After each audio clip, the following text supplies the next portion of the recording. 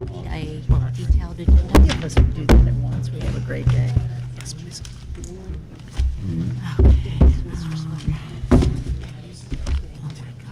Yeah, thank you. It helps. Just hard. Okay. Okay, call to order the meeting of the Marlington School District Board of Education on March 16th, 2022. Please stand for the Pledge of Allegiance. I pledge allegiance to the flag of the United States of America and to the republic for which it stands, one nation, under God, indivisible, with liberty and justice for all. Invocation, Connor Evanich.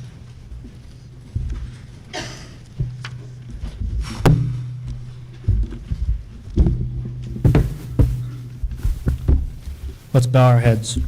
Dear Lord, thank you for letting everyone gather here together tonight. We thank you for all of life's blessings, including our friends and family. I pray that you guide the mouths of all those who speak tonight and give them the courage to speak their mind. I pray that everyone here can have a positive impact on all those lives that we touch on a daily basis. Help us continue to make changes in our communities whenever we can, and that we can all work together to accomplish these goals. Lastly, help us to do our job by reaching out to those in need and always reminding them that God is there for them. In Jesus' name I pray. Amen. Amen. Amen. Thank you. Roll call, please. Mr. Hagan? Here. Mrs. Humphries? Here. Mrs. Krupko? Here. Mr. Ryan? Here. Mr. Swift? Here. Reading of the mission statement, Mr. Josh Hagan. In collaboration with staff, community, parents, and students, the Marlington Local School District will develop lifelong learners who understand and apply knowledge and demonstrate excellence in pursuing the highest standards with effective intervention to challenge every student. Thank you. Adoption of the meeting agenda. I need a motion to recommend that we adopt the following agenda for March 16th, 2022. So moved. Second. Any discussion? I have one. Oh, one- go ahead. I have one small correction for you. I have, under new business 3, new policy first reading, that policy 145EH, it actually does go with second reading. Under old Sorry about business. that, under old business. That's all I had. So I'm sorry, which number is that? So Old number 3 under new business, Okay. that particular policy, 145EH, was in the first reading in December, so this is actually the second reading Okay. for that. That's the policy on replacing a board member, so that we're up to legal standard. So we will put that under old business? Under old business number 1, that can go right in with those second reading, Okay, if that's okay. sure.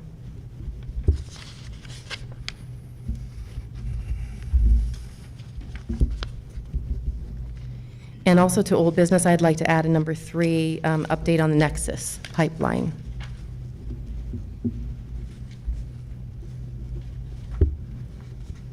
That's under old business.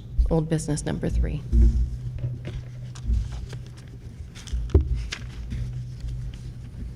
Okay, any other discussion?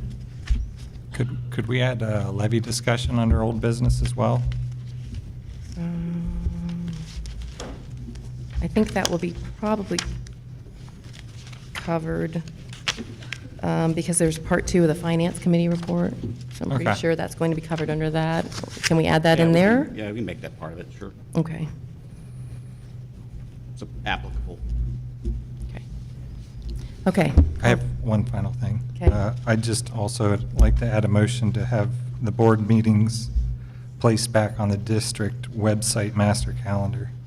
For whatever reason, they haven't shown up on there since Oh. January, I believe. Okay. So update the website. Yeah, the district's master calendar on the website. We will check it out. Okay, call the roll, please. Mr. Hagan? Yes. Mr. Ryan? Yes. Mrs. Humphries? Yes. Mrs. Krupko? Yes. Mr. Swift? Yes. Passed, 5-0. Public participation. Has anyone signed up for public participation? We received no requests. Thank you. Special presentations. Okay, good evening, everybody.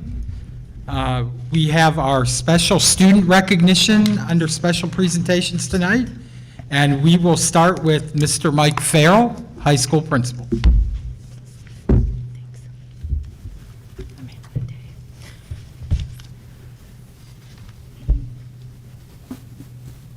Good evening. I'd like to call up our first Elks Teen of the Month here at the high school, and that is Andrea Dagger.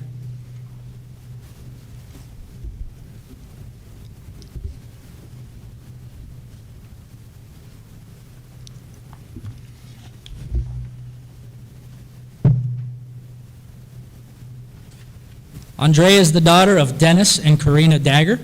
She is the senior class vice president, a member of National Honor Society, Spanish National Honor Society, Duke Crew, Yearbook Club, Character Counts Club, and Rotary Interact Club. Andrea is a member of the jazz band, Duke Street Select Vocal Ensemble, and the Drama Dukes. She is an EBC Scholar athlete on the varsity tennis team, American Romanian Orthodox Youth President, and a member of Ski Club. Andrea enjoys playing the piano, singing, and tutoring middle schoolers in math. She plans to attend the University of Mount Union to major in middle childhood education and music. Andrea's teachers say she's a pleasure to have in class. She always has her work completed on time and is always high quality. Andrea is always smiling and saying hello to staff in the halls and around the building. She is always positive and willing to help others in any way that is needed. I also actually had Andrea in class her freshman year in Honors World History, and I'd like to just echo all those same sentiments. She's a terrific young student with a very bright future, and this is a well-deserved award. Congratulations, Andrea.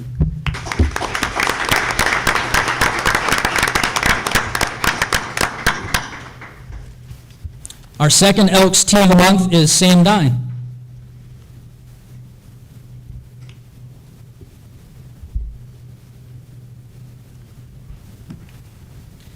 Sam is the son of Rich and Carla Dine. He is a member of Rotary Interact Club, Character Counts Club, a Washington Ruritan's Rising Senior, and a 2021 Buckeye Boys State Delegate, where he was elected as a county engineer. Sam is a captain on the varsity football and basketball teams. Sam enjoys watching and playing sports, video games, and working out. He's interested and fascinated by electricity and how it works. Sam plans to study electrical engineering at Ohio University or the University of Cincinnati.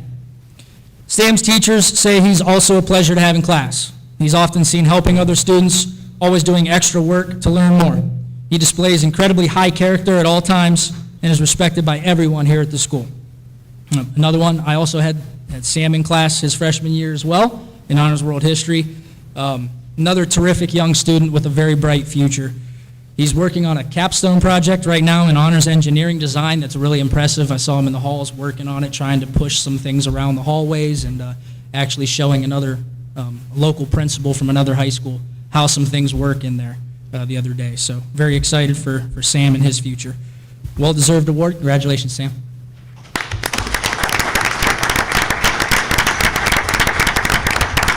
Next up, turn it over to our middle school principal, Nick Evanich.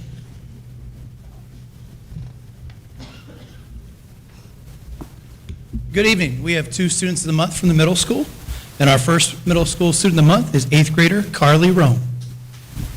We're going to clap for her twice.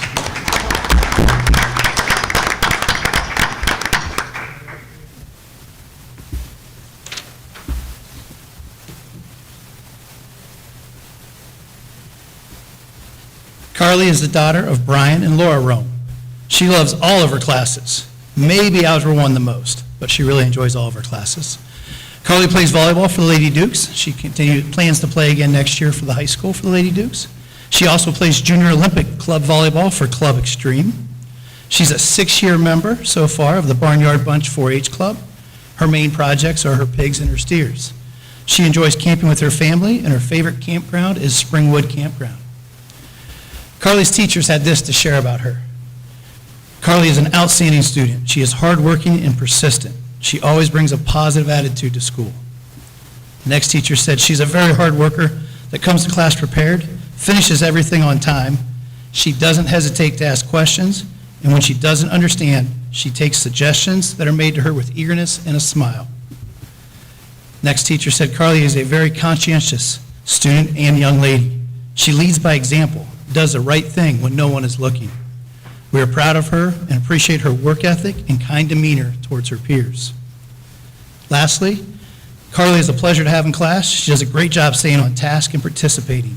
She keeps up with class content, always has her homework completed, and is always willing to help any way she can. She's a sweet young lady. But her best compliment that she has gotten was tonight, I think, when Grandpa told me she's a worker. When Grandpa tells you that, you know you're doing it right. So congratulations.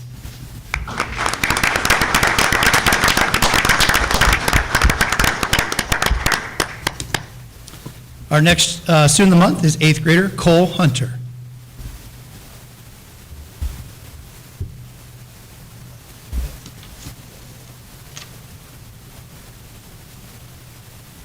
All right, Cole is the son of Alicia Hunter and Seth Hunter. His favorite class is band. Cole is a member of the 8th grade band and the marching band this past year as a percussionist. He also swims competitively through the Alliance YMCA and is planning to swim on the high school team next year. Freestyle and backstroke are his favorite events. In his free time, he plays his guitar. Here are some thoughts from the teachers about Cole. Though he's a young man of few words, he always speaks up with great answers when he has something that will contribute to the conversation. He always has his work done on time and turns in a great product. He has also embraced the challenge of the reading level he was assigned and has gone above and beyond in tackling concepts presented. Next teacher said Cole has a calm presence about him. He's a man who always gets the job done and does so without complaining. He has displayed many hardworking skills this school year that will carry him far in whatever he chooses to pursue. I have confidence in Cole that he will continue to show his respectful, responsible attitude through the years ahead. Next teacher said Cole is a hardworking student that demonstrates wonderful musical and academic talents. He has a quiet presence that is always willing to help others. And this last one is my favorite. This is from Mr. Pendergast, our band instructor and leader, as you'll be able to tell here. Cole took on the daunting task of playing the quad drums with the high school marching band. He has become an integral part of the group because of his work ethic. He also comes down during the third period to help the 6th graders who are just starting in percussion. His leadership and willingness to help others has made a difference in our entire band. And I'd say that's pretty cool. That sounds like a paragraph you read about a senior. This is an 8th grader, so great job, Cole.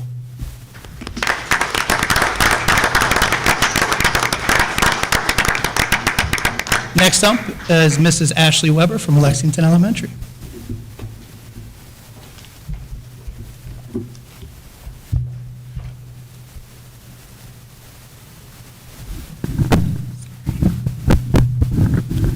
Good evening. I am here to introduce Miss Lila Braden as Kiwanis Student of the Month at Lexington Elementary.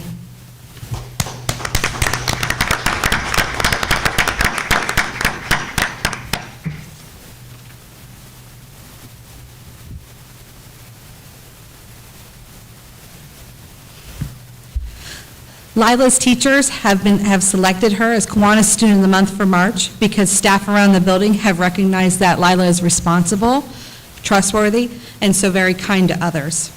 Lila has a positive effect on just about everyone she comes in contact with throughout the school day. She comes in smiling, does her best on all of her work, and is quick to offer a compliment to others.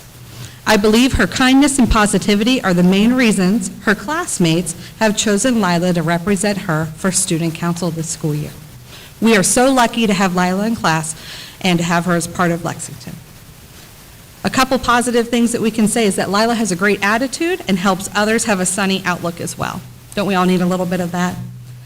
A couple of her favorite things in school are science and writing. She also enjoys basketball, tennis, and likes to dance and sing. What Lila has to say about her family: she lives with her mom and dad, and she has 2 other siblings. I think we're sitting back there, Cecilia and Jackson. And she has 2 kittens, Celeste and Apollo, and 1 cat named Kimbo, and a bunny named Andy. She likes to go to the movies and get ice cream with her family and loves to play outside. I'm glad to hear that. Last but not least, and I think this is such an important thing, Lila hopes to either be a singer or a teacher. And you know what, Lila? You can do both. You can do both because we need good teachers in this world. She would also like to go to Kalahari, and she would like to meet a YouTuber, Rebecca Zamalo, right? And maybe be a YouTuber herself. Thank you. Congratulations, Lila. Next up, Mrs. Kitty Mort from Marlboro Elementary.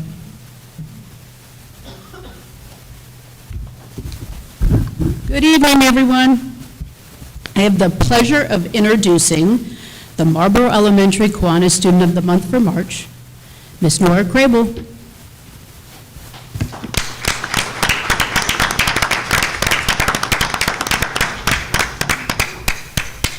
And you look lovely. Look lovely and smile. Some things about Nora from her teachers. Nora was chosen because she is a wonderful, well-rounded student who cares greatly about her school, her education, and about all the people around her. She has an awesome attitude that is very contagious, which brings out the positivity in her friends and classmates. She always seems to be very happy. Finally, Nora continuously emulates Duke Pride by successfully modeling each and every part of our Duke Pride expectations for all the younger students in our building. She leads by example during any and every opportunity within our school day throughout the building. Great job, Nora. A little bit more about Nora. STEAM class and reading are her favorite subjects in school. Nora lives with her mom, dad, and sister Gracie. They enjoy hiking and riding bikes together. In the future, Nora would like to learn more about art and take an art class. In her free time, she takes piano lessons and participates in the Country Folks 4-H Club. Additionally, Nora is also an honor roll student and a member of our student council. Most recently, Nora and two classmates placed second in team problem solving at our county math tournament. Nora, thank you for all you do to serve Marlboro Elementary. We are very proud of you.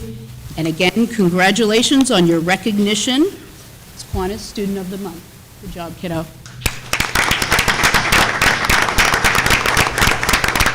Mr. Spondil, Washington Elementary.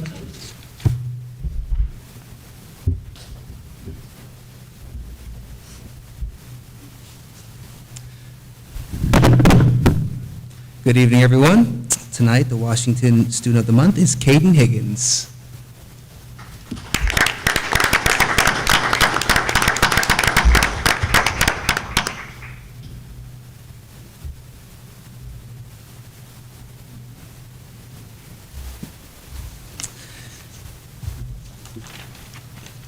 Caden's a fifth grader at Washington Elementary, and he is in Mrs. Craig's homeroom. He is a member of GEMS program, and will also be represented Marlington as part of our elementary math team in the 2022 Stark County Math Tournament. Caden is an accomplished artist, enjoys Roblox, Pokemon, and Prodigy. Caden was selected by the fifth grade teachers for being an excellent student, his incredible work ethic, and having high academic achievements. Caden can always be counted on to be an example for his peers to follow. He is a quiet leader that not only enjoys learning, but also enjoys the challenge that comes with conquering new concepts. Caden is a wonderful student, leader, and friend, and we are lucky to have him as part of our classroom. Congratulations, Caden. You are incredibly deserving of this honor. A little bit about Caden personally. His favorite subject is math. At home, he lives with his mom and dad, Anthony and Katie Higgins. He currently has no pets, but he noted in the past they've had about 5 cats, some hermit crabs, and 2 rabbits. Every year, Caden says his family takes a vacation, and they either go to Myrtle Beach or Kentucky. Caden said in the future, he would love to be either a computer engineer or a scientist. Very cool. His favorite future vacation spot is either the Bahamas or Hawaii. We asked Caden to tell us a little bit about himself, hobbies or special talents that he has. He loves golf. He enjoys playing outside. He likes playing golf outside, and he likes playing with his Nerf guns. We asked him about his special talent. He says he doesn't really have a special talent, but something pretty unique he can do that not many people can is he can flare his nose and raise his eyebrow like The Rock. You want to show us real quick? Yeah. Congratulations, Caden. Great job.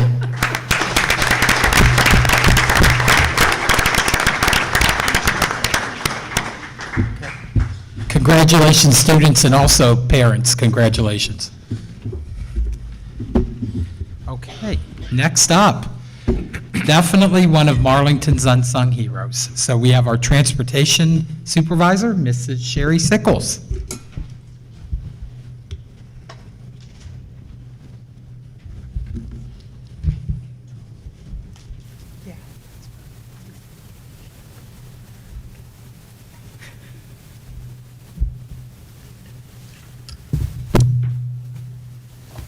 Good evening. Hello. There you go. Well, we wanted to recognize our head mechanic, Tom Mather.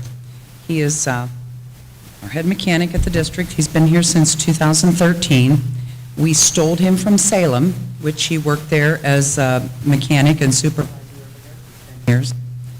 And so Tom has been certified, or has been certified for several years with the National Institute for Automotive Service Excellence with medium and heavy-duty trucks since 1998.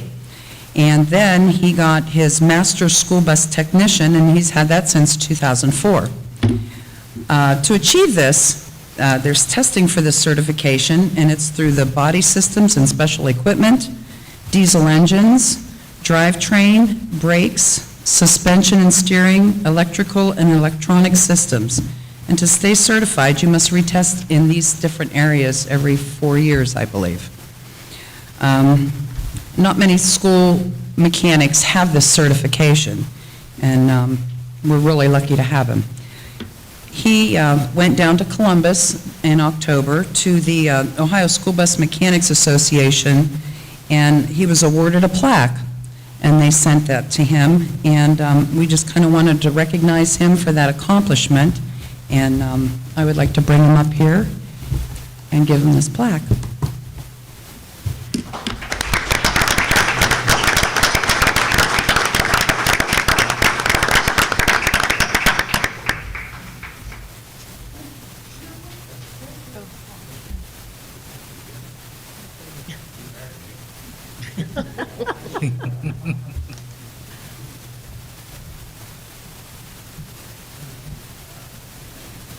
No, thank you.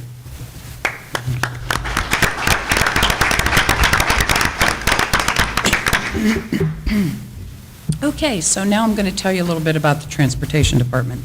I'm Sherry Sickles. I'm the Transportation Director here. I've been here for working on 23 years. I started out as a bus driver myself, and I've been the supervisor for the last 11 years. First of all, I'd kind of like to promote the school bus rodeo. The state puts on rodeo, and the state of Ohio is divided up into 8 different regions. We are in the East region. We're compiled of 15 different counties, and we're the northern part of this region, and it goes clear down to like Morgan, Noble, and Monroe counties.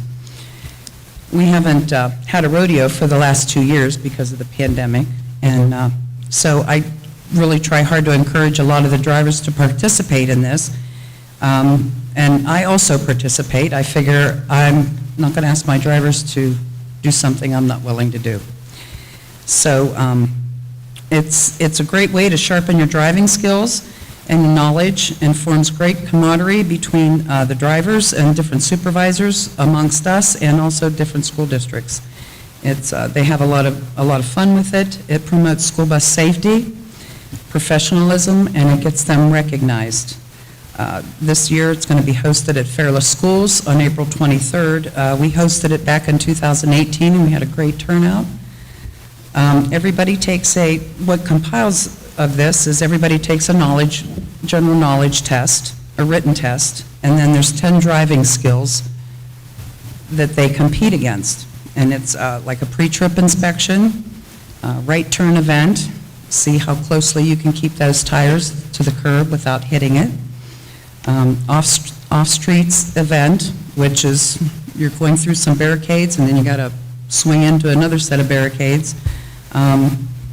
The right side student pickup and drop off, left side student pickup and drop off, railroad crossing event, Forward stop line event, which you try and get your bumper within 4 inches of the stop line. Reverse serpentine, which they have 3 barrels, and you've got to wind them backwards between the barrels.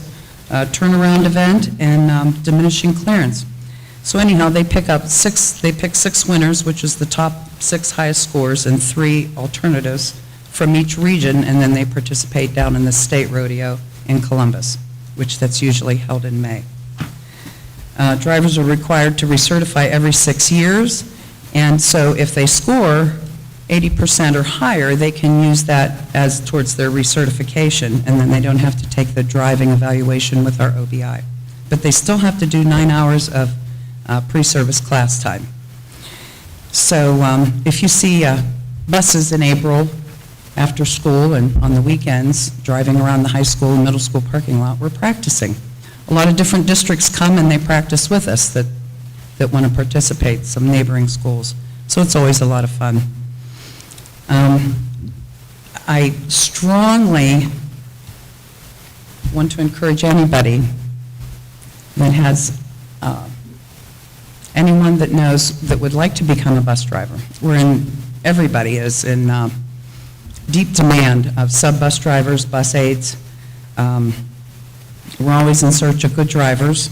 We train you, we walk you through the process, and we don't send you to go get testing until you feel comfortable. It's 2 hours in the morning driving, 2 hours in the afternoon. We take field trips through the day and athletic events after school. You have your summers off. It's a pretty good gig. We look for, moms that have kids in school. You're on their schedule. Retired folks, we're always looking for someone if you're willing to work with the kids, and they're great to work with. And the drivers are great too. We've got a wonderful team of drivers that help each other out, and it's like another family. So if anybody has any ideas, tell them to get a hold of me and I'll give them more information. So now down to the nitty-gritty. I know you guys are wanting some figures and facts. Our district is 91 square miles, which is over 3 different townships. We're the largest school district in Stark County, square mileage-wise. And we run 27 routes. 3 of those routes are dedicated entirely to special needs kids. One of those students is dedicated to just students that go to our buildings. 2 other routes are transporting students that are placed out of our district. One of them goes to Louisville and Alliance, and the other one goes to Ravenna and Canton area. We also have a route that picks up Lake Center students that live in our district that go to Lake Center Christian, and there's usually about 15 to 20 students that go over there, and we transport over there. We transport preschool students. We used to only transport the ones that had IEPs, but we opened it up to all the students, even classmates, because it was better participation if we provided transportation. So we have 2 buses in the morning bringing those kids in, 2 buses in the afternoon, and then 4 in the middle of the day, because we've got 2 buses taking the AM class home, 2 buses picking up the PM. So there's usually about 8 to 13 students on each of those buses. We travel over 2,000 miles daily in our district over concrete, asphalt, stone, dirt roads, through ice, snow, and heat, delivering the Dukes. We file our expense report every August, and I kind of took some figures off the last cost analysis report posted on the Ohio Department of Education. It costs us $2.93 per mile that we run a bus.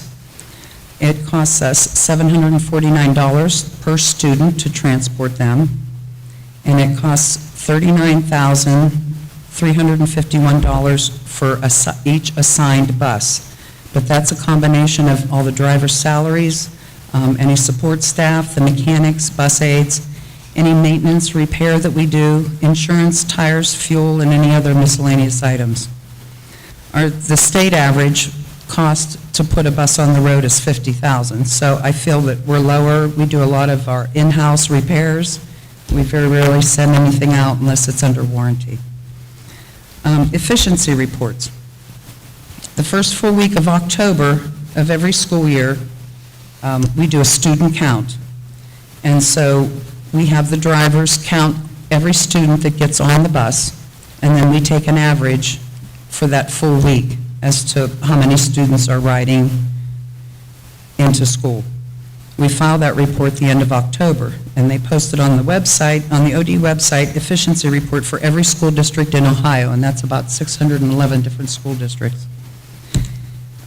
And they do the calculations with like districts, so they compare us to other districts that are comparable to the square miles, the density of the riders, and enrollment. So districts with a ratio of 1.0 and higher are defined as efficient. We've been at 1 point and higher each year, and we're always looking for ways to improve. We transport approximately about 70% of our students that are enrolled here. We do a 2-tier routing. We transport K through 5, and then we also transport routing for the 6 through 12. An approximate length of students riding on the bus, we have the routes set up between 35 to 40 minutes, but most of the routes are a lot shorter than that. Fuel. We participate in the county bidding for fuel pricing. We order fuel about every 5 to 6 weeks. We order about 7,500 gallons of diesel, and 1 or 2 times we'll order gasoline, and that's about 2,500 gallons. In September, we paid $2.26 a gallon for diesel. Last week, we got fuel, and it was $3.63. So it averages out so far this year that we have paid $2.68 so far, and the pumps right now are asking for diesel $5, $5.25 I've seen. So it does save us quite a bit being in that, the COG with the county. At the end of the year, we file for a fuel tax refund. We get reimbursed for every gallon that we've purchased, 25 cents for every gallon, and 16 cents for every gallon of gas. Last year, we purchased 50,700 gallons of diesel fuel. 10 years ago, we purchased 70,000. So over the years, I think we're trying to conserve on the fuel consumption. Excuse me. Our fleet, it's important to keep our fleet in rotation. The state likes to say that you should have your buses on a regular route for 10 years and then take them off and sub them, use them as a sub bus for 2 years. And then it's time to get rid of them because they start to nickel and dime you. 2013 buses and newer usually get about 8 to 10 miles per gallon. The older buses are getting 4 to 5 miles per gallon. So the older the buses are, the more repairs they need and the more costly it is. Over the last 2 years, we've done a lot of cosmetic repairs on trying to keep up on the rust problems on the buses to try and keep our fleet looking good. I know you're probably going to be discussing, they awarded us on the school bus program, which they've not, this is about the first time in the last 20 years that the state has issued any funds to help purchase buses. 5 of our buses have qualified. The buses had to be 8 years or older and more than 97,000 miles, and they had to be assigned to a regular route. So we were awarded $135,000 to purchase buses, and hopefully we can utilize that money. Anybody have any questions? That's about all I have. To you? Can you tell me the average mileage on each bus? Do you have the average mileage? An average, well, it just depends. I kind of like looked at it. We've got, like our newer ones are getting like from 8 to 10. No. Oh, Total miles. Total miles on the vehicle. Per bus. Yeah, is there an average? So you get 70,000 miles per bus across the whole fleet. You keep track of that? Yeah, we do. I mean, I have the mileage, what we run daily on every bus. I would say it's anywhere from 60 to 80 miles per day on each bus, depending on. And do you have to contract any of the transportation out? Are you able to cover everything you need, considering the driver shortage? We do everything. Sometimes we do, share with other districts. I know we're transporting a couple of students from Alliance over to, Canton School, special ed. I know Louisville has helped us out for many years. Some of the students that have chosen to go to RG Drag, so we take them over to Louisville and then they transport them over to RG Drag. But other than that, yeah, we're pretty much self-sufficient. So that's all I have. Thank you very much. Good information. Thanks, Sherry. Thank you so much, Sherry. Our drivers are the first smiling face our kids see in the morning and the last they see in the evening, and it's a difficult job. So thank you for all you do, Sherry. I forgot before Mrs. Sickles went on, if you're a student that received an award tonight, a parent, please, you're welcome to stay, but if you'd like to leave, I know it's a school night, we will not hold that against you if you want to take off at this point. So you're more than welcome to leave, or you're more than welcome to stay for the rest of our meeting.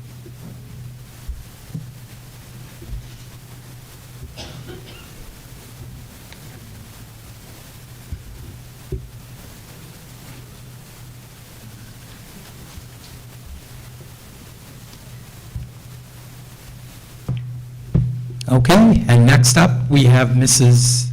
Renee Cayley with our curriculum update.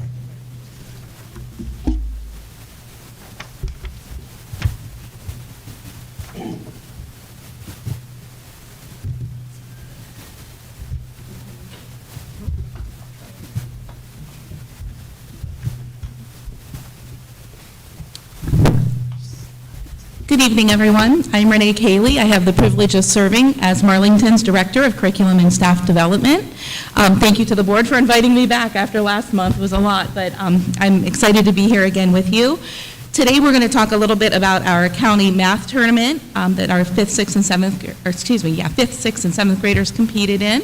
We're also Mr. Spondeel is going to assist me with talking about the mathematics curriculum adoption. Mrs. Weber is going to talk about interactive read aloud, and Mrs. Mort is going to talk about positive behavior interventions and supports.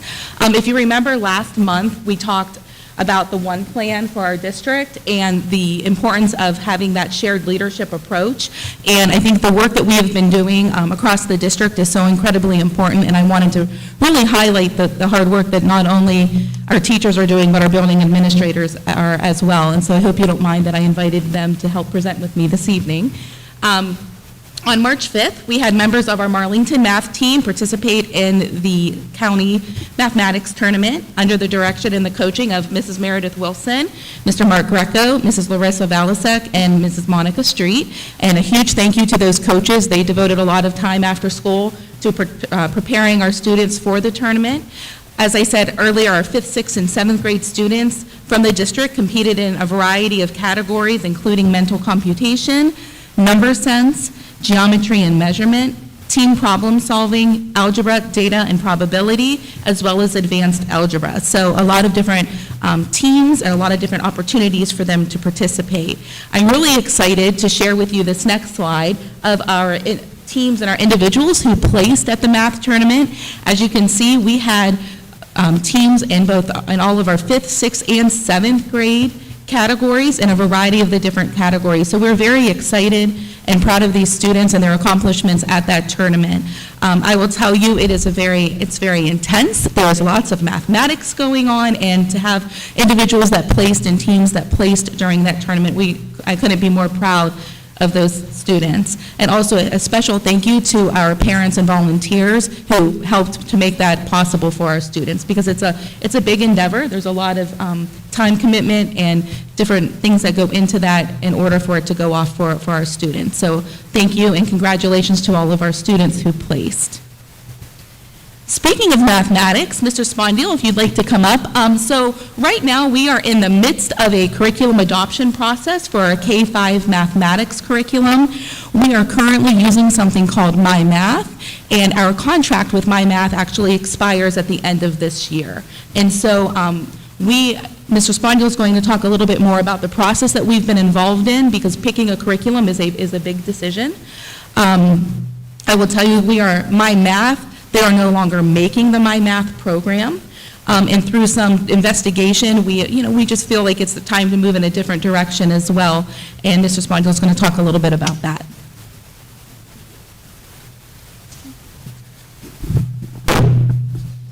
Sorry about that. Okay, so over the last couple months, we put together a committee to review a lot of these new math curriculums that Mrs. Cayley got for us, some examples. We wanted to do it from various grade levels across the district and from every building to make sure everybody had representation and that everybody kind of got a view of it. So this is our math committee that vetted all these different curriculums. You can see that all 3 elementary principals are on the committee, along with Alicia Gray, Meredith Wilson, and Mrs. Cayley from the district level. Stephanie Karasarides, Robin Rubel from Lexington, Alicia Hunter, Carla Dine from Marlboro, Heather Gerber, Heather Craig, and Brooke Rainbow from Washington. So we kind of have a step-by-step process that we went through when we were going through this as our committee going through everything. We've extensively vetted all these different curriculums to determine what kind of aligns to both our student needs and our core beliefs. So first thing we did as a committee was examine the shifts in standards. As we know, we have state standards that we have to adhere to as teachers, so we took some time to examine those, how they have changed, if they have changed over the years, what does our curriculum do for those now, and where can we improve in those areas in the future. Next, we analyzed the 8 mathematical practices. Not to get too deep into it, but just to let you know, the 8 mathematical practices are foundational things that we teach in math across all grade levels. They are making sense of problems and persevering in solving them, reasoning abstractively and quantitatively, constructing viable arguments and critiquing the reasoning of others, model with math, use appropriate tools, attend to precision, look for and make use of structure, and to look for and express regularity in repeated reasoning. So we went through those, built a foundational knowledge with all the committee members, so everybody kind of was on the same page when we were going through these different curriculums.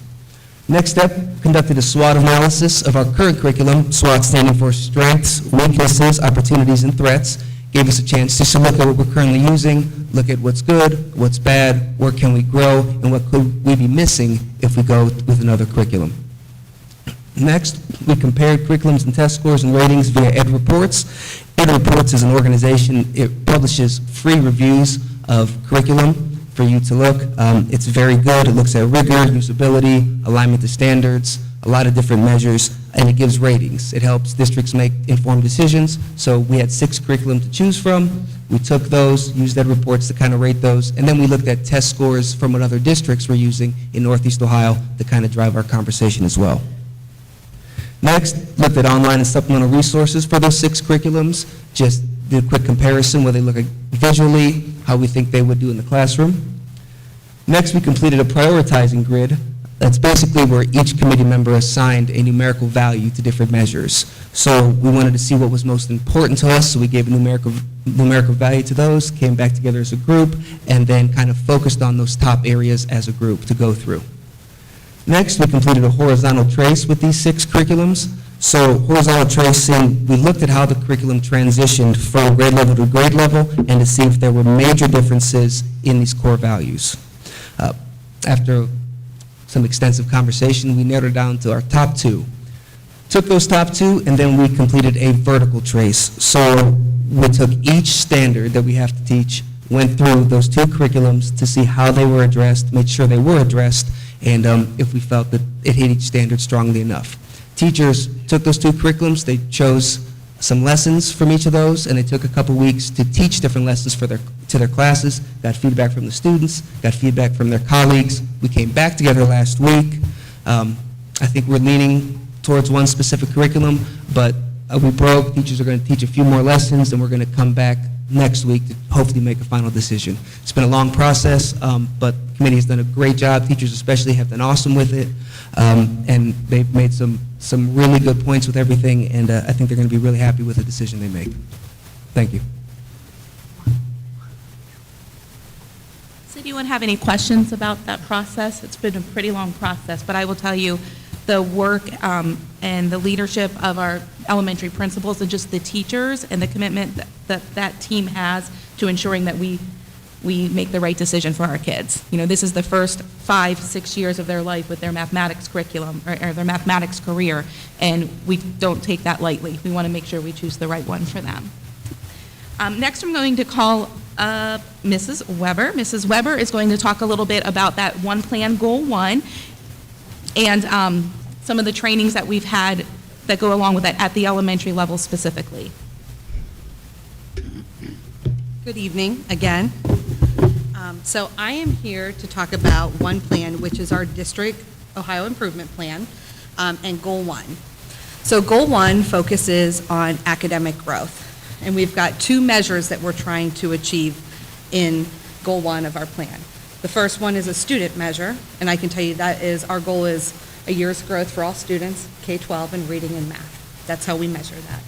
But the second part that I'm going to talk mostly about today is the adult implementation measure.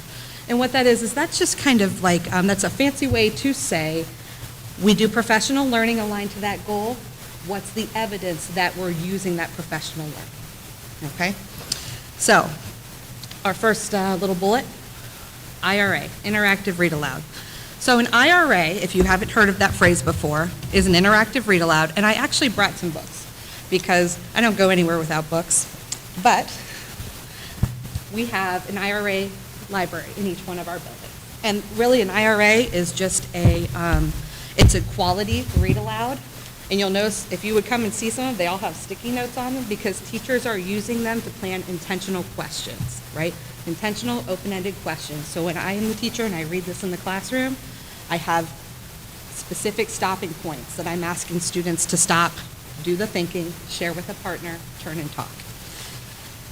The reason that we use IRA as a classroom strategy is because it does a lot of things. One, it allows students to share their thinking.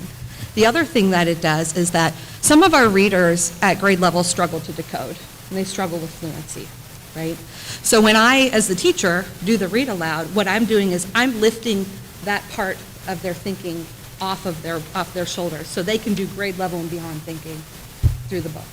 So that's why we do read aloud. So read aloud allows them to participate in grade level and beyond dialogue without being challenged by, struggling with the text in isolation. So our K-2 teachers and reading teachers at grades 3 through 5, they've gotten monthly PD on the IRA, which means they've gotten PD about planning the IRA, about giving the IRA, all of the components that we seek to happen during that time in the classroom during the literacy block every day. All right. Additionally, we know that good PD is followed up by coaching, right? One-on-one instructional coaching. And they each have also had multiple opportunities to be coached by an IRA professional, by our expert, Wendy Leiden. And she comes in and she works with them, observes their IRA, and gives them feedback. Okay? So that's the first bullet. Second bullet, we're going to talk a little bit about what is a fidelity tool and how do we collaborate with one another to make that happen. We have a district leadership team that I know you've heard Mrs. Cayley talk about. So every first of the month when our DLT meets, we take time after our DLT to meet as an elementary DLT. So all of the elementary members stay for another half hour, and then we take that time to comprise an agenda for our building level teams, our building leadership teams, where we put together the agenda so every building is doing the same work when we leave from the DLT to go back, because we want to have some uniformity across buildings. So in that, we're sending the same message to all of our elementaries. Our BLTs did the work to create this fidelity tool that we're talking about. It's a Google form. It takes all of the components of an IRA, whether that is how I open the book as a teacher, my intentional planned questions, how my students sit in the classroom, whether or not I do a turn and talk. All of those pieces are in that Google form, okay?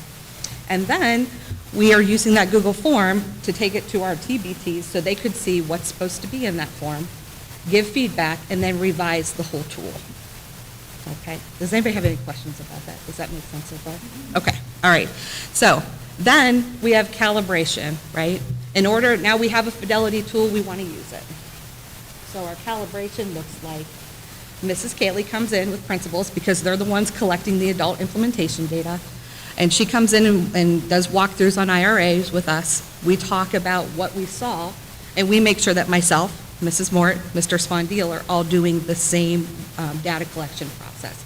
So we can't say at this building, we collected this data for a turn and talk, but it looked like this in another building, because we want to be on the same page so that we look at data that we feel is valid and reliable.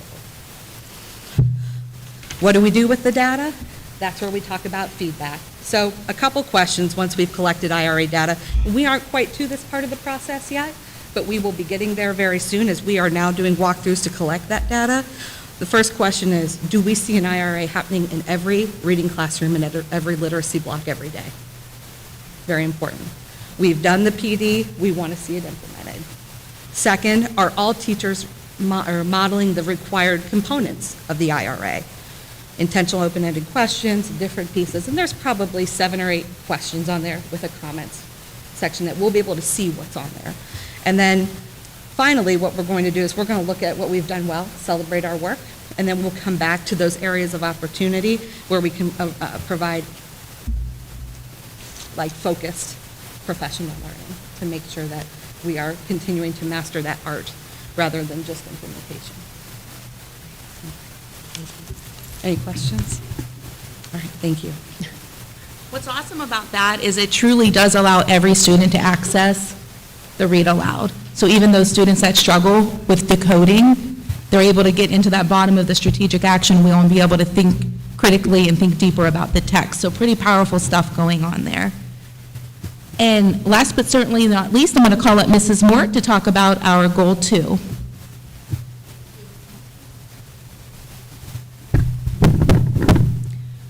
Our goal for Goal 2, by May of 2024, Marlington Local School District will focus on meeting the needs of the whole child through reinforcing and refining our systematic MTSS for PBIS at all 3 tiers at the elementary, middle, and high school level, as measured by CARE team progress data.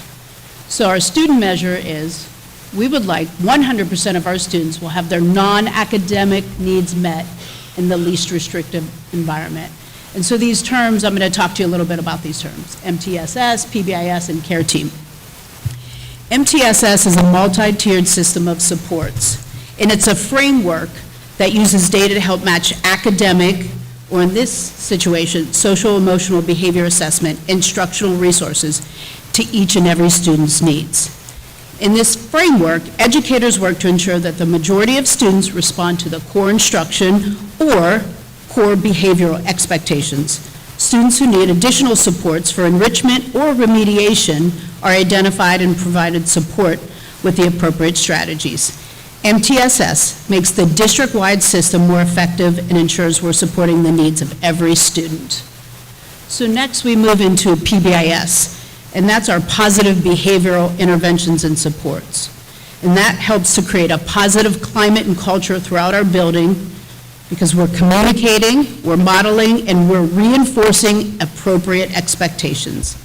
These interventions promote students to use the expected and appropriate behaviors that help prepare them for success in their academic work, in the classroom, and throughout the school setting.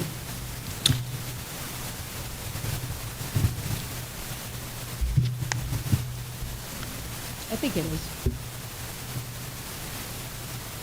So we're bringing up our, this is called a PBIS matrix. And any school that is embedded with PBIS strategies has a matrix. This is very normal for an elementary matrix to look like this. On the left-hand side, you see our acronym, DUKES. And you can ask just about any kiddo in elementary school in our district, all 3 buildings, what does DUKES mean? And they know that it means do your best, use good manners, keep on task, expect to learn, and that equals success. And so at the top, you have all the different areas in our school: classroom, hallway, restroom, cafeteria, playground, bus, latchkey, music, PE. And so the teachers use this matrix throughout the year. They really focus on it a lot. The first week of school, we call it PBIS boot camp. And we have an agenda of things we do each and every day. The teachers take their kids and they will take them out to the playground and they will talk about what does it mean to do your best on the playground. And you can see up there, well, if you can't see, it says, what does that look like? It would be to share friends, share equipment, keep your hands and feet to yourself. That's in the do your best category. And so they walk the kids through each and every one of these. And they do it throughout the school year all year long. We do a refresher when we come back to school in January. And then each and every time that there's December, for example, when our students are really super excited, the nature of the season, and we might have to go over this again. We have our latchkey supervisor will do the same thing. Our cafeteria supervisor will do the same thing. So this is common knowledge and terminology that these are our expected and appropriate behaviors. And when students have unexpected or unwanted behaviors, our goal is to reteach. So we go over it again with the kids. It is away from a focus on punishment, and it's more about reteaching so that our students can feel successful in the classroom, and if they're more successful with their behaviors, then they're more attentive to their work and their work habits, and so on.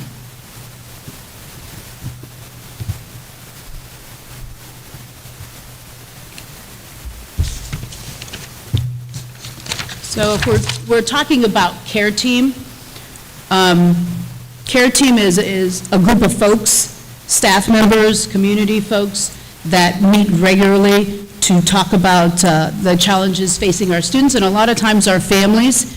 And our mission is to decrease the risk factors for our students and to provide supports that ensure our student and family success. Some of the things that our kiddos have to deal with or family situations like a home fire, and this is something that we would bring folks together, our teachers, our counselors, our family support specialists, and we kind of triage that and see what supports that family needs so that we can make sure that when the kids are at school that they're able to function at school and outside needs are met as well. Could be attendance issues. So again, away from the punishment, but more what can we do to help. We offer incentives and supports for the family, depending on what their needs are.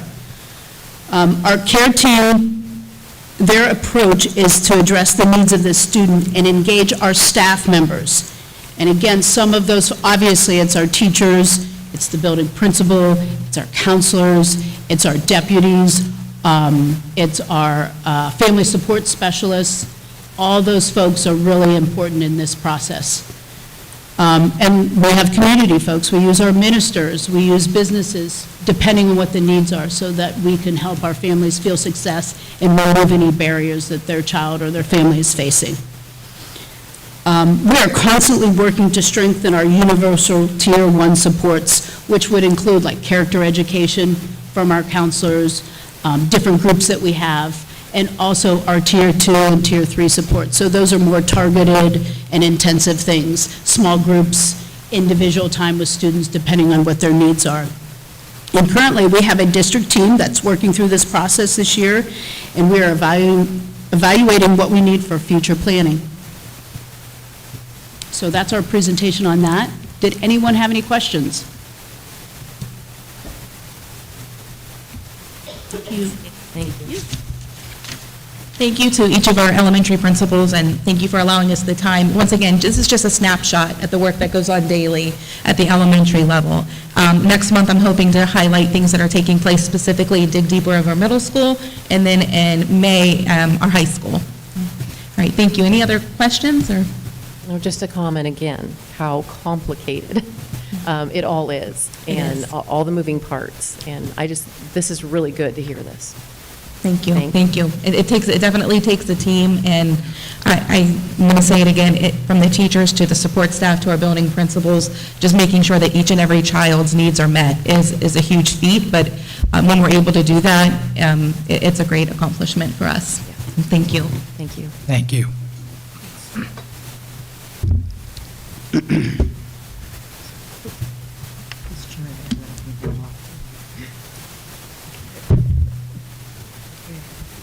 Okay, our next item, our first thing under old business is the second reading of our policy book. Okay.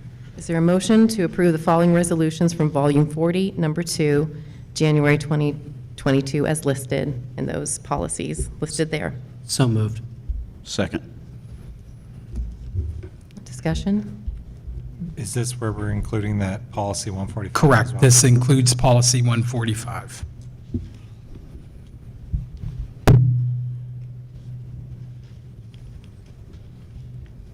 Okay, call the roll, please. Mr. Swett? Yes. Mr. Ryan? Yes. Mr. Hagan? Yes. Mrs. Humphries? Yes. Mrs. Krupko? Yes. Passed 5-0. Okay, Mr. Ryan, in part 2 of Finance Committee report. Okay, thank you. We had a Finance Committee back on February 1st, and it was about an hour and a half long. And the February meeting, we didn't get into a lot of detail. We just did a broad picture of what we discussed. But I wanted to go over into a little more detail, and I know a lot of the board knows this information, but this is for some public consumption as well. And this will be helpful with the levy. This is good information to explain to people what kind of expenses the district faces year after year.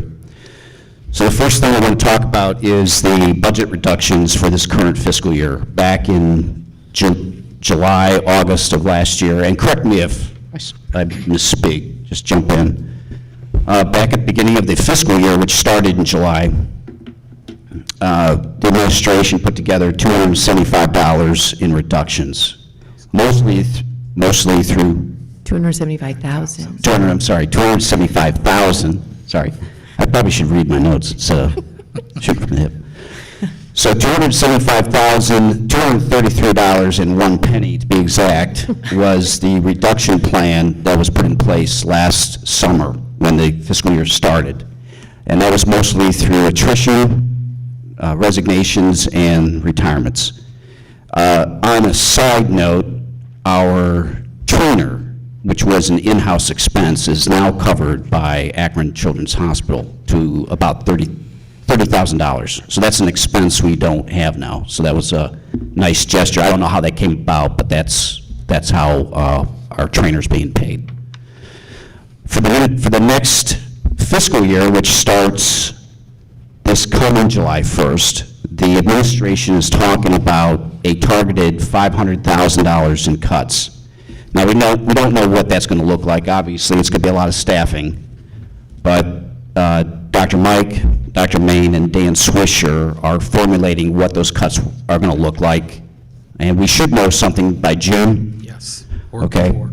Now, whether or not the levy passes in May, or if it's pushed to June, whether or not that passes, these are cuts that are still going to be pursued, just because we need to trim a little more.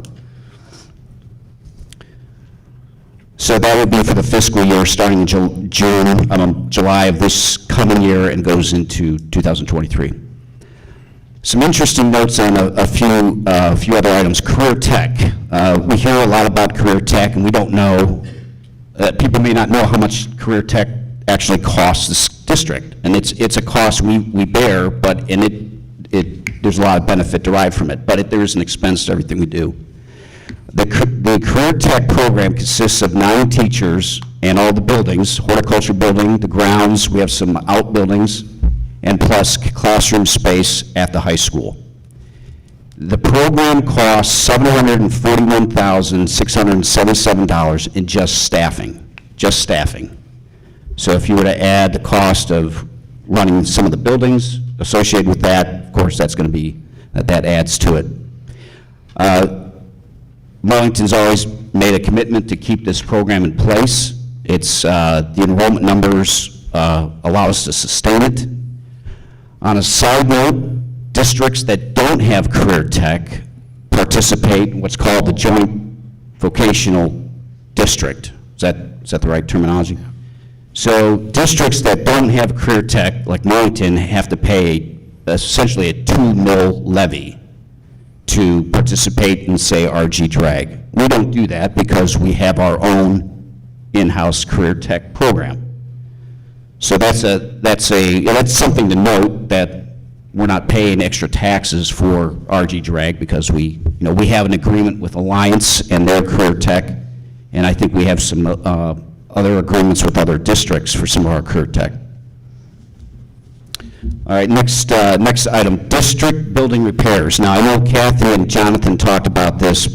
Kathy talked about it last month on some of the repairs that we're going to see in the next 5 years. But just to reiterate what this district building repairs look like, and Dr. Mike put a 5-year strategic plan of sorts for major repairs.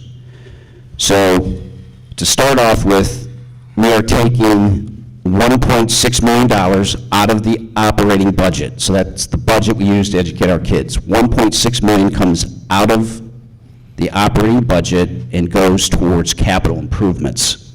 Now that right now is being used to pay back the loan we have with Consumers Bank, okay, that was used to remodel the buildings, Washington and Lexington, and is also used to piggy bank for future repairs. Obviously, not all that's going to the loan, but we're putting that money in there currently to pay for additional repairs. Some of the additional repairs that we're looking at 5 years down the road. We're looking at $265,300 for Washington repairs, $312,400 for Marlboro, and $1,327,000 for Lexington. Now, Lexington's major repair is the wastewater treatment plant, and just recently, Dr. Mike got an estimate of this being over $700,000. So that's a big chunk of what the Lexington repairs will be. So if you add that up, that is $1.9 million that we're going to spend on building repairs just at the elementary level. Okay, we still have a $3.5 million roof slated for high school. So if you add the loan, the roof, and all the elementary building repairs, $9.6 million in the next 5 years that we're going to spend primarily coming out of the operating budget. So when we're talking about what do we need the money for, what do we need a levy for? Well, we got to take care of our buildings. And we got 2 major repairs in a roof here at the high school, at $3.5 million, and the over $700,000 wastewater treatment plant. Next item, I've got 2 more items. I'll try to keep this short and not too cumbersome. Building operations. I asked Dr. Main if she could just tell us, the Finance Committee, what it looks like to operate the elementary buildings. If we were to, down the road, need to entertain closing one, and I'm not saying we're doing that, we need to know what these costs look like. So Patty put primarily the staffing costs together, and that, if we were to go from 2 buildings to 3, if we're going from 3 buildings to 2, there's essentially a $310,000 savings. Okay, that doesn't seem like a lot, but it's significant. If we want to go from 3 buildings to 1, the savings is over $760,000. Now, I'm not saying we're doing that. I'm just showing you what these kind of expenses look like. Now, when Dr. Mike and Dan Swisher were involved in that meeting, one of the things they suggested that we could do, and this would involve keeping buildings open, is go to grade level education. So instead of having K through 5 at all 3 buildings, you would have maybe K through 2 at one building, 3 through 5 in another, things like that. That's a plan that would have to unfold down the road. Again, I'm not advocating anything at this point. I'm just telling the board and the public what kind of expenses we're faced with here. Now, obviously, if the levy passes, a lot of this is not going to be considered, or won't need to be considered, but I think it's worthy to know. I mean, that's our job here, is to evaluate the expenses. Last item I want to talk about is enrollment. We have about 1,930 students in what they call butts and seats. We have 1,930 students. The state reimburses us based on enrollment, but for the last few years, the state funding has been pretty constant. It hasn't changed. They've locked us in, if I'm using the right word, There's a biennial budget that comes out every 2 years, and the state is pretty much locked us in. We have declining enrollment, so we're not seeing a decrease in funding, which in other circumstances we would. So we're pretty much flatlined with the state. If we were to look at getting more funding from the state, we would have to increase enrollment by 600 students, and I don't see that happening. So those are some things to think about. I wanted to present that. They were discussed at the Finance Committee meeting. Again, it's not nothing we're advocating at this point. It's just numbers for the board to consider down the road. I think it's important to know these when we're out there talking about the levy.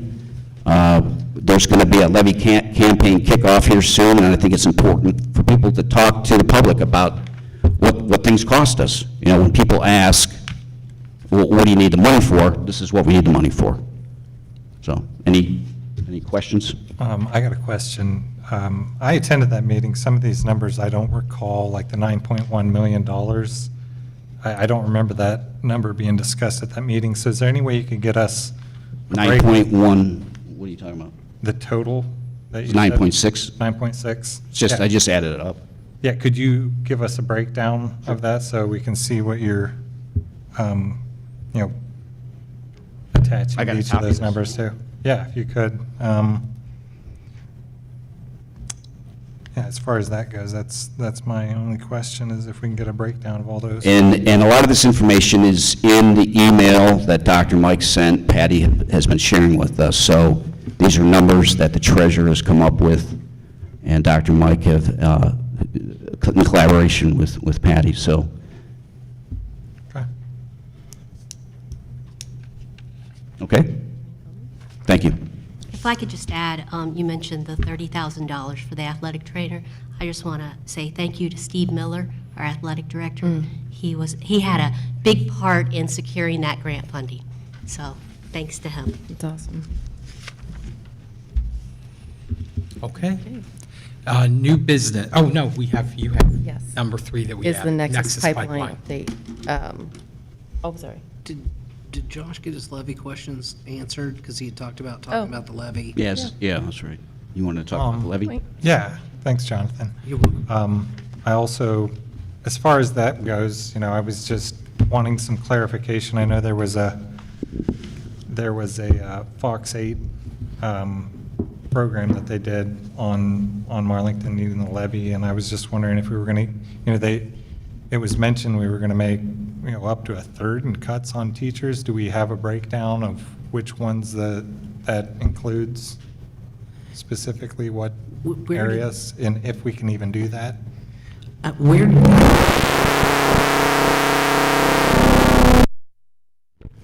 What's that? I said, I'm not sure where they got that third of teachers. I don't know where they got that from, because we, at one point in time, said 20 teachers and 17 staff, or something around that line. I think the 40 came from when Dr. Main said, you correct me if I'm wrong, if we were to make $3.3 million, that would be 40 teachers. Okay. But how Fox, well, you saw, they Yeah, were I- listening to watching our board meetings, because they got a nice shot of you, Mr. Swift, on it. They just lifted that from, so that's where that came from. Okay. It was an illustration It was of how yeah, deep the cuts would yeah. be to make up that. Yeah, I'm not sure that a So, third of so, our staff. so is the that. way they represented that wasn't exactly, they made it sound if the levy doesn't pass, we're going to make a cut of 1/3 of our No, teachers. absolutely not. No, Okay. 20 Not teachers. this time, not this time. Yeah, 20 teachers wouldn't be a third of our teaching staff. But it's 40, still- 40 would be. 40 would be. Yeah. Close, dude. I mean, it's significant either way we deal with, either way that we look at it. It's a significant number of staff positions, because when you have to come up with $3.3 million, that's a lot of cuts. Right now, we're looking at, 1.9 million in deficit next year. That's starting, that starts this July 1st. July, yeah. Is that correct, Patty? Correct. So starting this July 1st, we are $1.9 million in deficit spending. And then after that, it goes up to 2.8 million and beyond for the next foreseeable future, So we're projected to be. projected to be. But Okay, has anybody, or can anybody reach out to Fox 8 so that they can issue a correction on any of this information? Well, so I can answer that a little bit. So they showed up here, and I wasn't here, I was at a meeting, and then by the time I had talked to them, they already did the story. But I spent a long time with them, and I told them we were not cutting that many teachers. But I don't know. I could see how you could get it from that clip, but I could also see, I mean, it was vague. Okay.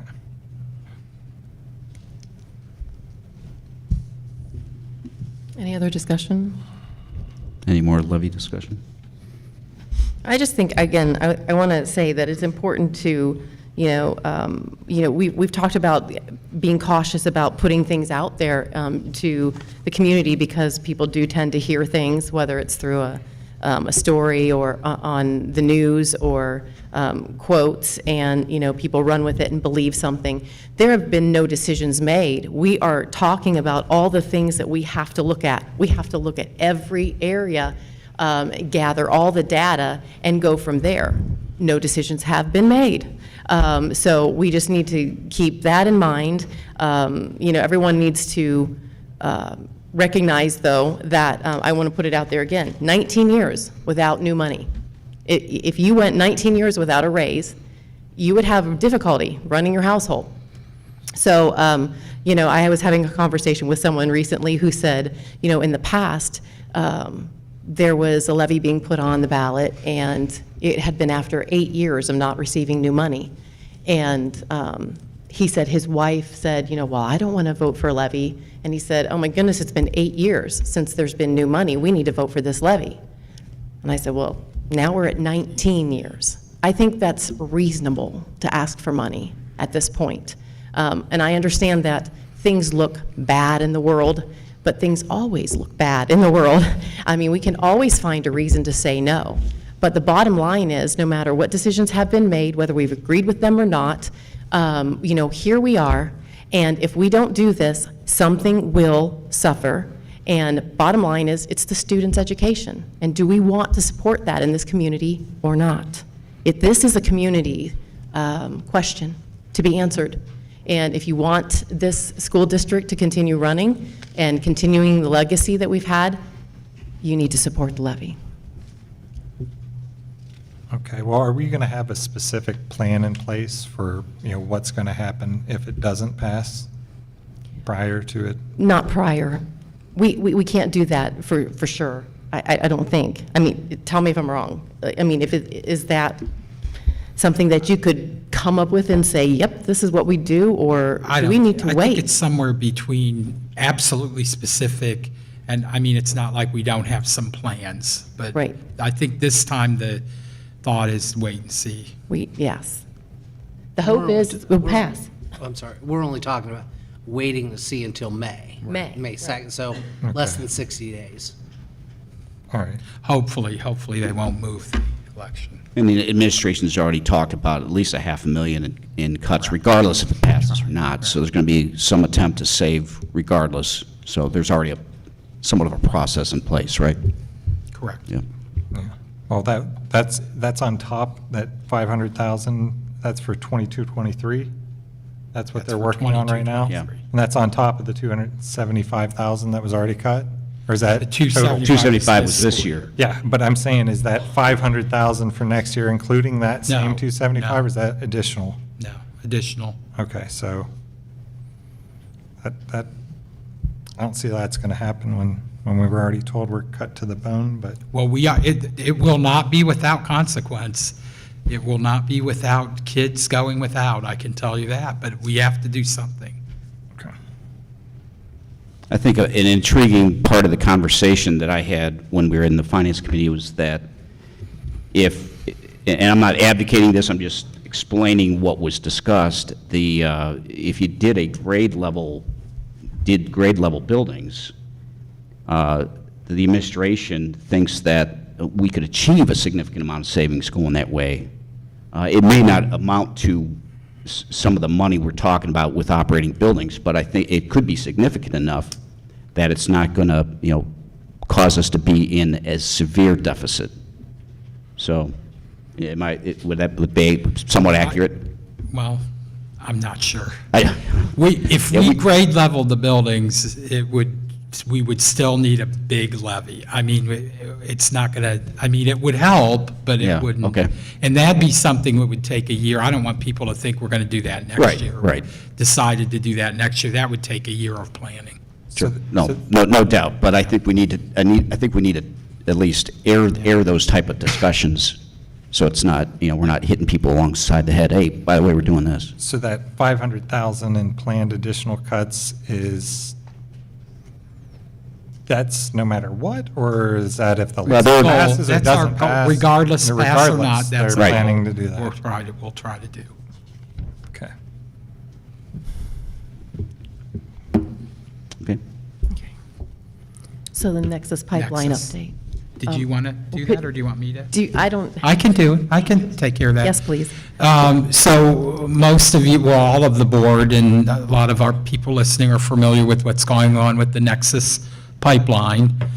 We were promised an amount. We get somewhere between 33 and 38% of that amount. The state counts that we get 100% of that amount, which is not fair at all. But February 14th was the day for the next hearing for the Nexus pipeline, and lo and behold, that hearing did not happen.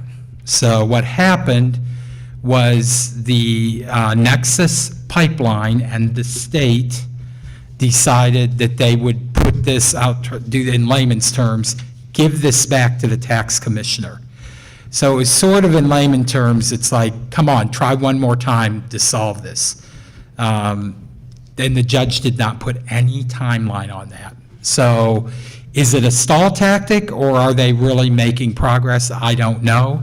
They can still come back, appeal, and do that, what they were supposed to do on February 14th in the future. And it could be long in the future, it could be, who knows? So, it's going to be a while. So that's the latest we have on the Nexus pipeline, unfortunately. There was a rumor that Nexus lost the appeal and we were getting all this money. Not at all true. Not in any way, shape, or form true. Thank you. Okay. All right. New business, bus grants. Sherry Sickles talked to you a little bit about the bus grants. We were awarded $135,000. We're planning to put that toward the purchase of 3 new buses. You have the bids there. I used to always like it, fun things a superintendent does at a party. How much do you think a bus costs? A bus, I used to say 89,000 with inflation, I don't know, 100, easy, a bus could cost, 100,000. But you can look at the quotes there that we were able to receive, and you'll see how significant it is that we received some grants. But buses are expensive, so you do have, this was a non-competitive grant, but that does not mean that Sherry and her group did not do work to get this grant. So I'm asking you, of course, to approve this money for us, and did I cover that okay? We'll buy three Yes, buses. we're buying 2, and then we're going to buy the second one on our The third next. on the, yeah. Oh, yeah, the third one on our next fiscal year, right after July. Okay. But we need a vote on that one. So is there a motion to approve the purchase of 2 77-passenger international buses from dealer stock at $93,344 each from Truck Sales and Service through Stark County Schools, COG, bid dated March 2022? Based on availability, parts, supply, and pricing, this is the lowest responsible bid for Marlington Local School District. The district has been awarded $135,000 in the school bus purchase program to purchase and replace 3 route buses. So move. Second. Is there any discussion? One more point, just so I make sure all of you know.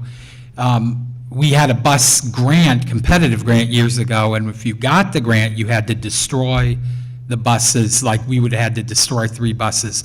We do not have to destroy 3 buses, but we're not allowed to use them on a regular route. They can be a sub backup bus, or we can sell them or whatever. Okay. I had a question. Sherry might know the answer. Didn't we just purchase 5 new buses 2 years ago? Well, it's been more than 2. I've been here too. It was awarded in 2019, and then you voted on it at the beginning of 2020. So do right before I got here. Okay, and how often should we be cycling in how many buses? It would be nice to have like 2 buses be on a schedule each year, because we've got buses that are like 14, 15 years old. Okay. Do you have any paperwork on the, how long it had been prior to that purchase that we went without purchasing buses? We went for a period of probably 5 years.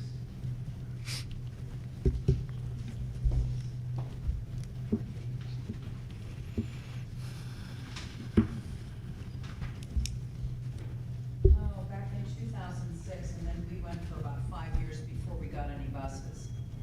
So then we had to catch up and started back in 2011. We bought 2.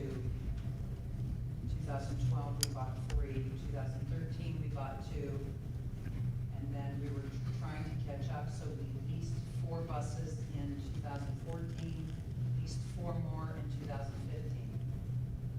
2 in 2016, we bought 1 in 17, 2 in 18, 2 in 19, and then in 2020, we were able to buy 5 buses at the price of 2.5. Okay, so we've been buying them pretty close to the 2 per year then. Okay. Yeah. Any other discussion? Call the roll, please. Mr. Ryan? Yes. Mrs. Krupko? Yes. Mr. Hagan? Yes. Mrs. Humphries? Yes. Mr. Swift? Yes. Passed 5-0. High school indoor track, I'm not sure if the district has done this in the past, but I'm going to ask you to recognize high school indoor track as a Marlington sport, but not an official sport. So what that does, it allows legally Marlington, our kids, to travel under the name of Marlington, to wear our uniforms, all of those things, but there's no cost to the district. So we're recognizing we have an indoor track. This is, I think most of the Stark schools do this for indoor track. So moved. Second. Any discussion? Call the roll, please. Mr. Swift? Yes. Mrs. Krupko? Yes. Mr. Hagan? Yes. Mrs. Humphries? Yes. Mr. Ryan? Yes. Passed 5-0. And then 4 and 5, I'm just yearly, we ask you to approve intra-district open enrollment and then inter-district open enrollment, and nothing has changed about the way we do that. And the government hasn't changed any rules really on how we do that. Can we do those together? We can do those together. Okay. So is there a motion to, that the board continues participation in the intra-district and inter-district open enrollment program for the 2021-22 school year for grades kindergarten through 5? That would be 22, 23, wouldn't it? That would be, did we make a mistake there? Yeah. I'm sorry, it should say those should say 22, 23. Yeah. Okay. No, So moved. Second. Okay. Any discussion? Call the roll, please. Mr. Hagan? Yes. Mr. Swift? Yes. Mrs. Humphries? Yes. Mrs. Krupko? Yes. Mr. Ryan? Yes. Passed 5-0. Next, I have the resolution regarding the local government services. Recommend the motion to approve the resolution regarding the agreement with local government services, and you have that agreement there. Is there a motion? So moved. Second. Discussion? Call the roll, please. Mr. Hagan? Yes. Mr. Ryan, Yes. Mrs. Humphries, Yes. Mrs. Krupko, Yes. Mr. Swift, Yes. passed 5-0. Service vehicle, our service vehicle van is worse than on its last leg. And the reason I'm asking you to approve a purchase of the van up to $49,000, you all know right now, a used vehicle comes on the market and it's gone. So we're on the lookout, some of our local auto sales people are on the lookout for us. But there's no way around this. We need to replace that vehicle. It doesn't mean we'll spend that much, but we're going to try to get the best used vehicle that we can to use for this purpose. Is there a motion to purchase a service vehicle not to exceed $49,000? So moved. Second. Any discussion? Dr. Mike, you say this is to replace an existing vehicle? That's correct, that we'd like to take off the road. Okay. Is it high mileage or? I'd have to get the mileage, but it's in really bad shape, yeah. It's costing us a lot, and I'm a little getting worried about safety eventually and all of that. Okay. Any other discussion? Call the roll, please. Mr. Swift, Yes. Mr. Ryan, Yes. Mr. Hagan, Yes. Mrs. Humphries. Yes. Mrs. Krupko, Yes. passed 5-0. Next, I have a software purchase, which is called Goal Book. It is something that we will use in connection with our special education, and we would buy that through ARP funds. Is there a motion to approve that purchase? So moved.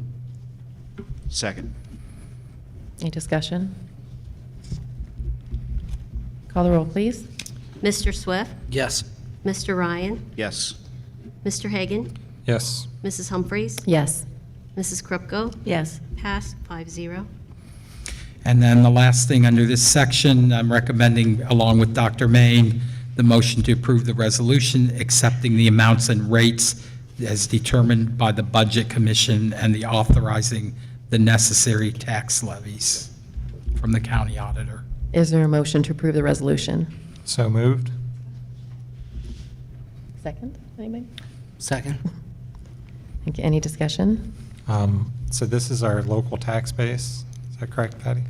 This- Yes, I brought a tax budget to you, believe in January, and this is just accepting those rates that we asked to be paid our taxes. Okay, so, but basically this is the local share of the district's revenue? Is- Correct.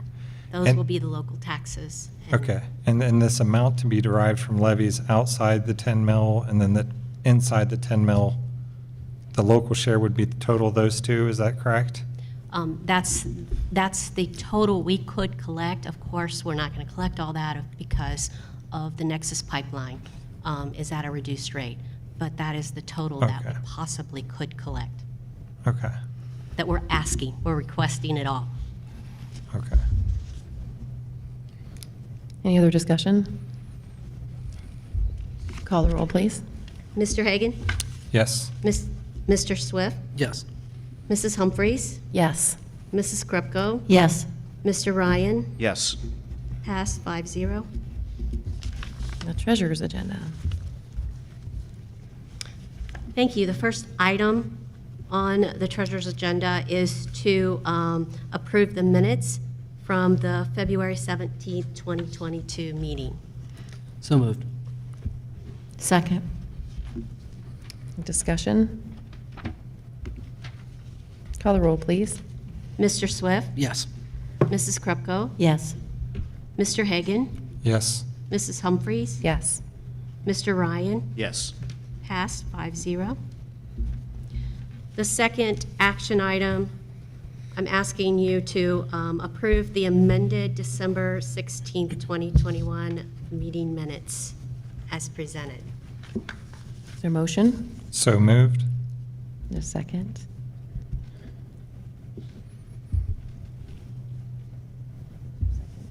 Oh, I'll second. I'm sorry, I was looking at this. It was just. So intent. Any discussion?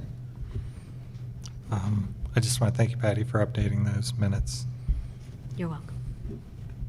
I apologize again for That's this. fine. Call the roll, please. Mr. Hagan? Yes. Mr. Ryan? Yes. Mrs. Humphries? Yes. Mrs. Krupko? Yes. And Mr. Swith? Yes. Passed 5-0. The next item is to approve the financial reports and overview of receipts and expenditures for February. Is there a motion to approve the financial reports and overview of receipts and expenditures for the period ending February 28th, 2022? So move. Second. Okay, is there any discussion?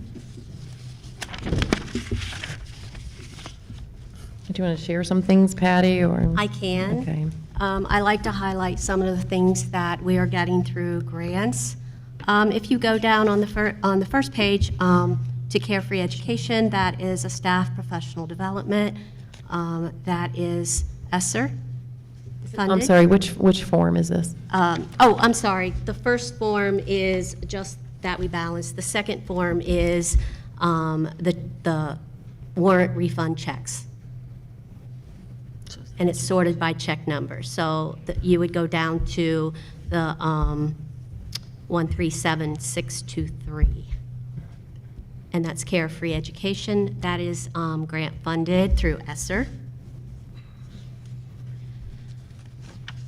The third page, about halfway down, you'll see Apple. And those are some laptops that were purchased through the ESSER funds also. All the other things are pretty regular, unless you have questions.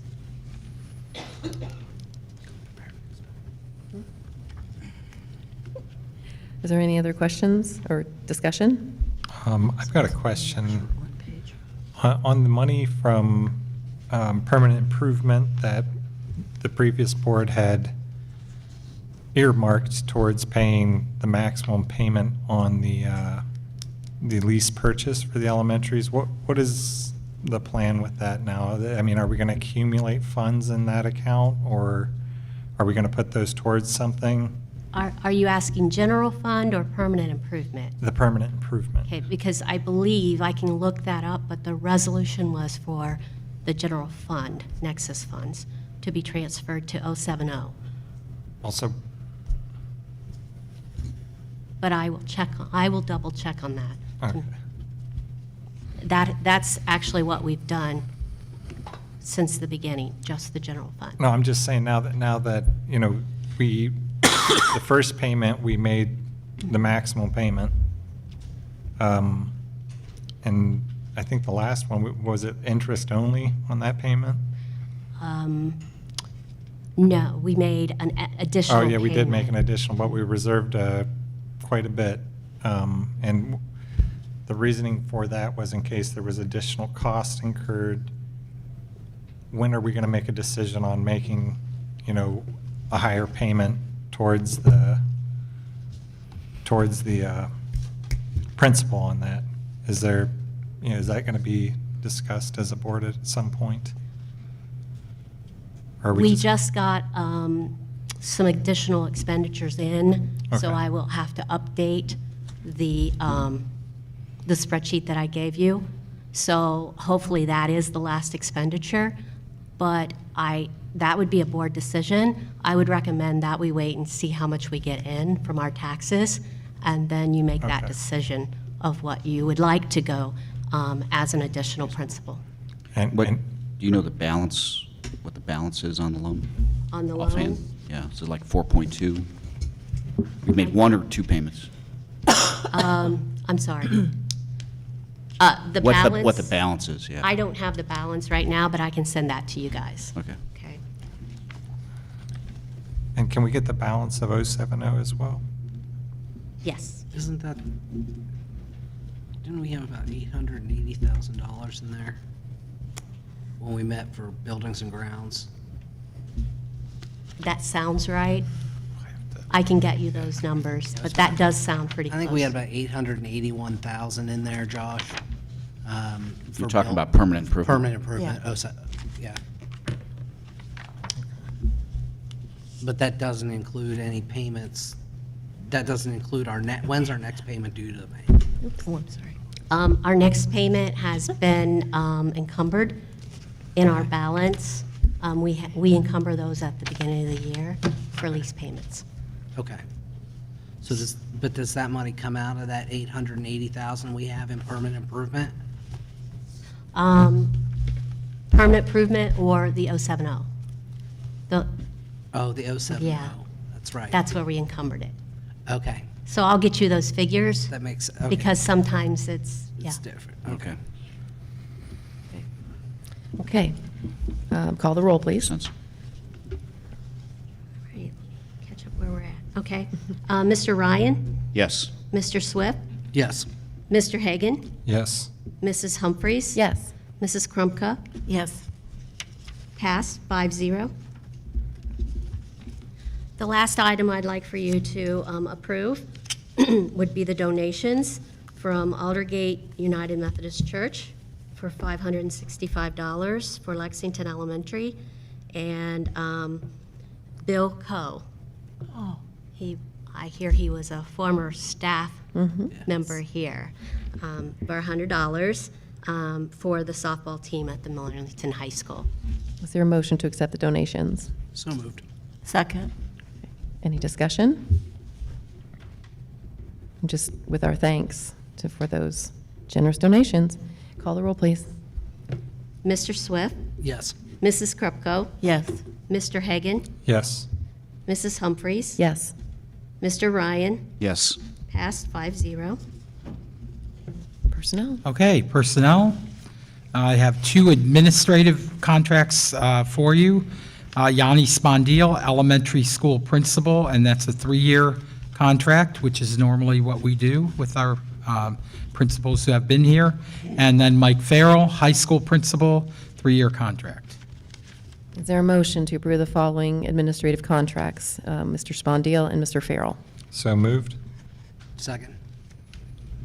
Discussion? Call the roll, please. Mr. Hagan?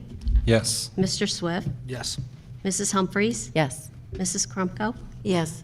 Mr. Ryan? Yes. Passed, 5-0. We have a couple of more supplemental staff for falls, or for spring sports. Lee Springer for softball coach's aide. Missy Graham, boys track, half of that, she's on step 3. Mary Dubel, middle school track, step 1. And Alyssa Ragazzino, softball volunteer coach. Is there a motion to hire those supplemental staff members?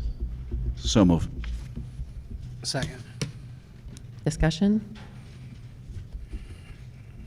Call the roll, please.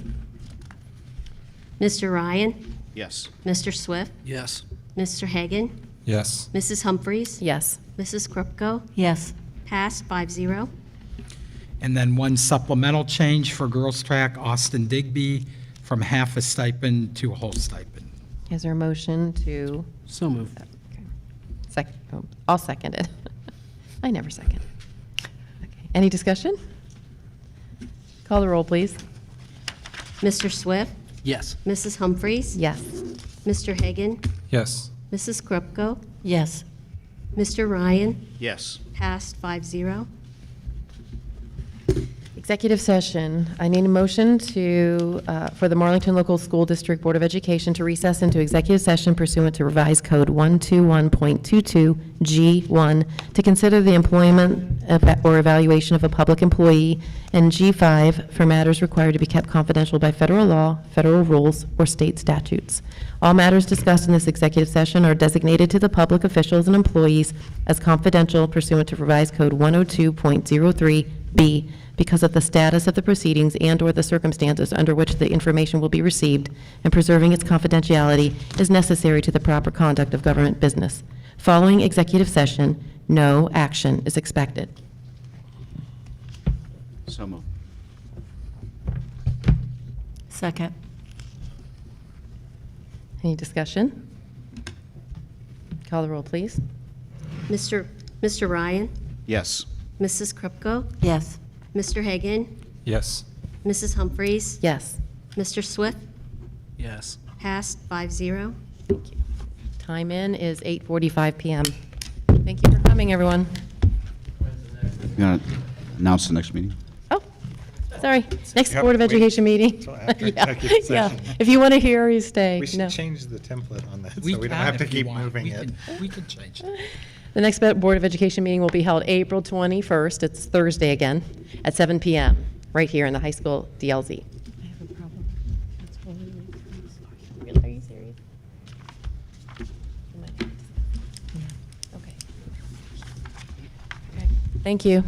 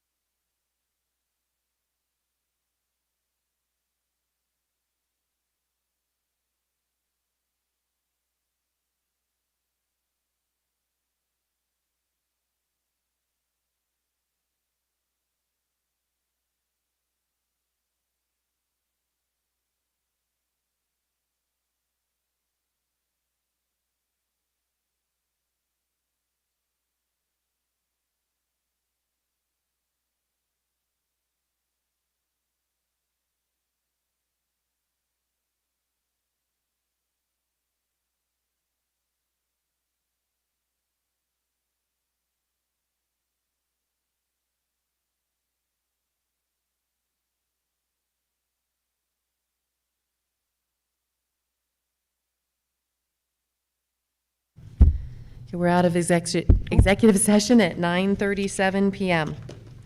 Our next board meeting, we need to change the date from April 21st to Tuesday, April 19th. So the next Board of Education meeting will be Tuesday, April 19th at 7 PM in the DLZ. Is there a motion to adjourn? So moved. Second. So Jonathan? Jonathan and then Kathy seconded. Any discussion? Call the roll. I can do that. Please. Mr. Ryan? Yes. Mr. Hagan? Yes. Mrs. Krupko? Yes. Mrs. Humphries? Yes. Mr. Swift? Yes. Okay. Awesome. We're adjourned. Thank you. Thank you.